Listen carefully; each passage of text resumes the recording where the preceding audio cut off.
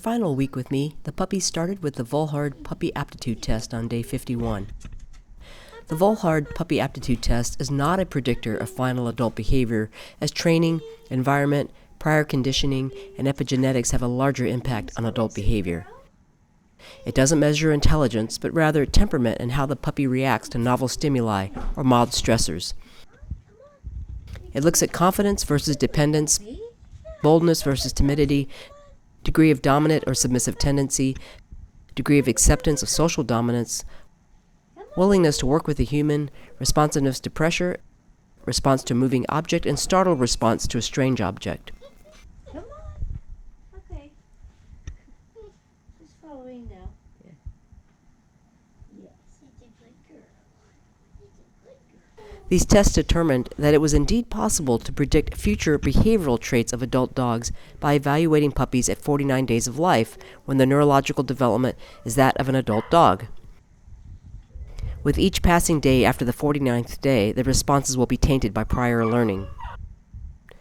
One caveat is that for a hunting dog, there's some preconditioning that takes place that's different than what one would do for a pet dog. For example, a hunter should have a high prey drive, whereas a guide dog should have none. So some of the bird exposures, noise exposures, and strange object exposures I've done with the puppies would be expected to alter their scoring to sound sensitivity and sight sensitivity, and to a lesser extent, stability. The Volhard uses a scoring system from 1 to 6 and consists of 10 tests. The tests are done consecutively and in the order listed. Each test is scored separately and interpreted on its own merits. The scores are not averaged, and there are no winners or losers. The entire purpose is to select the right puppy for the right home. In general, a puppy that scores mostly 4s is a great choice for the first-time dog owner who only wants a pet. But for hunters, a dog that has a little more drive and desire that scores mostly 3s is ideal. An experienced hunt test competitor may prefer a dog with a few 2s. All of the pups in this litter scored mostly 3s, and the one who scored a few more 2s is going to a very experienced handler who wants a dog with high drive and boldness, with the ability to still be a very good family dog. Some breeders find no value in these tests, believing what they see with their eyes can yield the same results. While I agree that's true, I like seeing how my puppies react when faced with an entirely novel situation and a person they've never met. Good job. What a good girl. Whoa. Whoa, look at that. Look at that. Good girl. Let's see it though. 1, 2, 3, 4. I did have some predictions going in based upon what I'd already observed, and by and large, those predictions held true. In fact, I'd already decided where 6 of the 9 puppies were going based upon my observations. But the Volhard did help with the placement of the final 3 pups, as these 3 puppies were all quite similar, but the 3 owners all had different experience levels.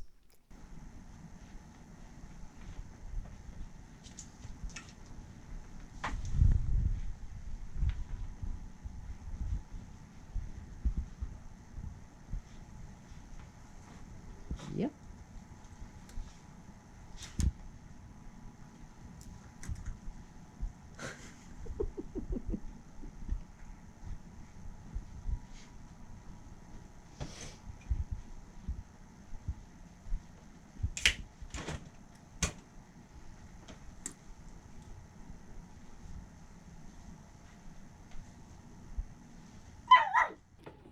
On the home front, we continued with crate training and progressed with leash walking, which improved on nearly every puppy.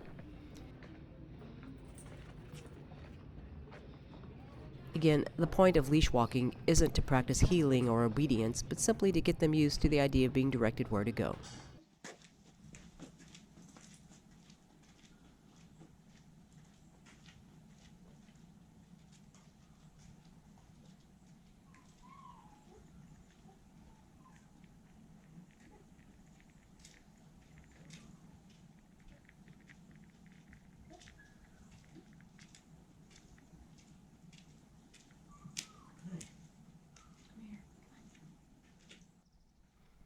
Every puppy still gets an individual walk each day, during which the handler says nothing and just observes how the puppy handles new, mildly stressful situations.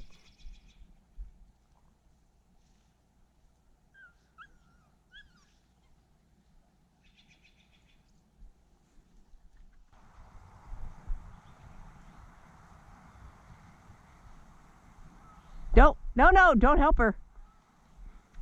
Don't call her. Just keep walking. No signals. Subjecting the puppies to eustress is critical in developing environmentally sound, stable, and confident pups. Eustress is good stress, a positive, manageable, and motivating form of stress that enhances performance, resilience, and personal growth. Unlike distress, which is a negative, overwhelming stress, eustress feels exciting, provides a sense of fulfillment, and acts as a catalyst for tackling challenges. Like humans, a dog that has experienced eustress enjoys improved physical health. Eustress triggers short-term, controlled release of epinephrine and cortisol, boosting alertness and motivation. It increases mental acuity, creativity, and memory, allowing for improved problem-solving and focus. It improves cardiovascular health and strengthens the immune system through consistent, manageable pressure, such as physical training or stimulating challenges. And it's associated with feelings of excitement, satisfaction, and well-being rather than anxiety. We started exposing the puppies to eustress on day of life number 3 with the early neurological stimulation program. We later introduced an obstacle course with objects to climb up and over like ladders and stairs, and every day on our walk we introduced them to something new or challenging.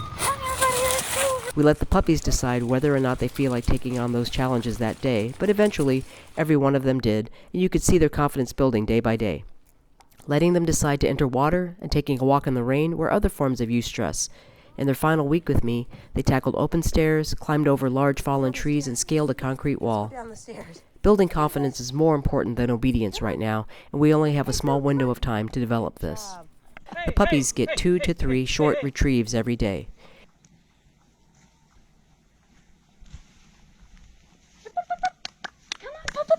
Yay! Come on, let's go! Good job! We introduced a thrower now, who tosses the paint roller in light cover. We want to see the puppy run out to the object and hopefully return with it, but what's more important right now is that the puppy returns with or without the object. That's a puppy that wants to work with their human. Returning with a thrown object can be taught later.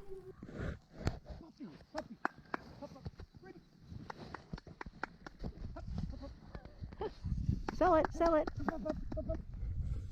Come on, sell it. There you go.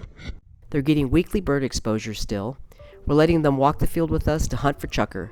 We did 2 to 3 birds apiece for them, and you can see the confidence build with each successive encounter. It's old scent she's investigating, so we'll let her investigate that a little bit. Okay, good.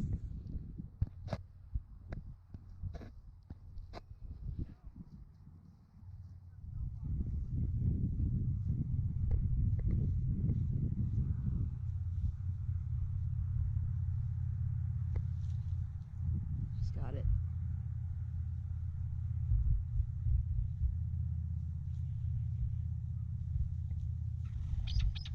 Perfect. Since it was a club training day, there were whistles and gunshots in the distance and big dogs walking around to distract them. We saw a few more points, not only from scent, but from sight.